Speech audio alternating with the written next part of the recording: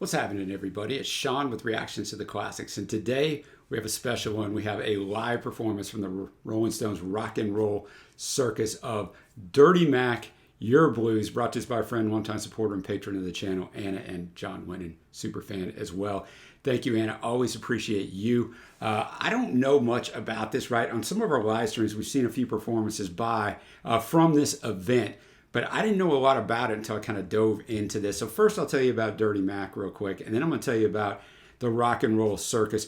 The Dirty Mac was a name given by John Lennon to a temporary supergroup he organized in December of '68. Featured Eric Clapton, Keith Richards, Mitch Mitchell, which of course was in Jimi Hendrix and the Experience, the drummer, and himself. They assembled for a one-off performance on the Rolling Stones TV special titled The Rolling Stones Rock and Roll Circus. They played this song and one other. As far as the Rolling Stones Rock and Roll Circus, it was originally thought up by The Who and the Rolling Stones. The Rolling Stones, Mick thought it up because he wanted to do a different kind of promotion. Beggar's Banquet had came out, which is just a fantastic album. We do have a review of that up. Check that out later. And they wanted to do some live performances, invited some other people in. They even thought about inviting Zepp in, but they ended up not doing that. They had been recording for a long time. They recorded for 15 hours, took some drugs, drank. By the time the Rolling Stones came on stage, they just weren't that good.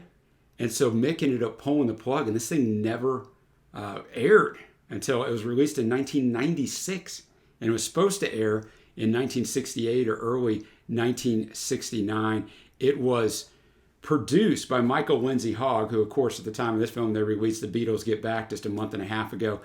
He is the one who originally did Let It Be, and he's all throughout Peter Jackson's Get Back documentary. And we've got 25 things we took away from that's up on the channel that you can check out as well for that doc.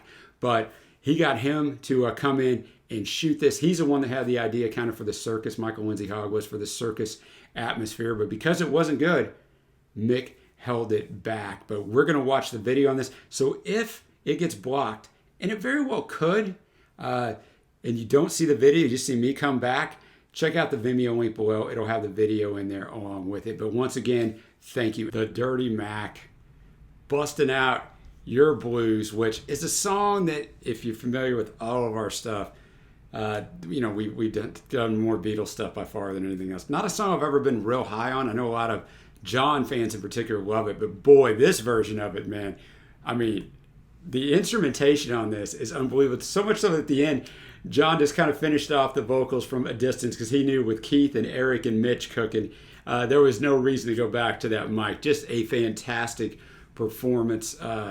Never had seen that one. So really enjoyed it, man. Seeing John like that, he hadn't performed live. They did All You Need Is Love for the worldwide TV special to 400 million people, of course.